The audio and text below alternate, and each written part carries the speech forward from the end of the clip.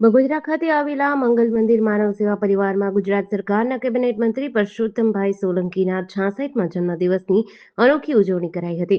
તળપદા કોળી સમાજ યુવા સંગઠન અને કોળી સેના દ્વારા આયોજિત આ કાર્યક્રમમાં કેક કાપવા કે ભવ્ય ઉજવણીને બદલે માનવ સેવાની પ્રાધાન્ય આપી દુઃખી, નિરાધાર અને જરૂરિયાતમંદ લોકો સાથે જન્મદિવસની ખુશીઓ વહેંચવામાં આવી હતી.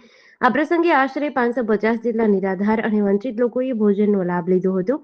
સેવા કાર્યમાં જોડાયેલા આગેવાનો અને કાર્યકરોએ ઉત્સાહભેર ભોજન વિતરણ કરી માનવતાની સુગંધ ફેલાવી હતી.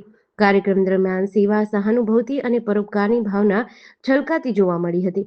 જન્મદિવસની આ અનોખી ઉજવણીએ સમાજને એક સકારાત્મક સંદેશ આપ્યો કે વ્યક્તિગત ખુશીના પ્રસંગોને જો સમાજ સેવા સાથે જોડવામાં આવે તો અનેક જરૂરિયાતમંદ લોકોના જીવનમાં ખુશીઓ લાવી શકાય છે.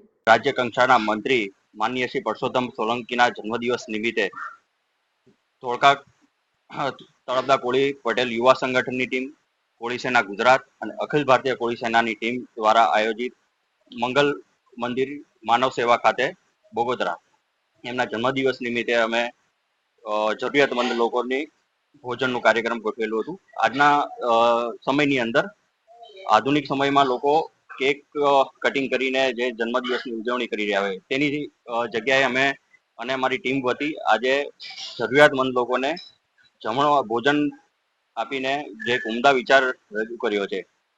આ સંસ્થાની અંદર આશરે 550 લોકોને જમવાનું આપ્યું છે અને લગભગ અંદાજે 950 થી 1000 લોકોને તેમના પરિવાર સાથે મુલાકાત પણ કરાવેલી છે. તે ભગીરથ કાર્ય થકી માન્ય શ્રી દિનેશભાઈ અને તેમની સમગ્ર મંગલ મંદિર માનવ સેવા પરિવારની ટીમને હું ખૂબ જ ધન્યવાદ આપું છું.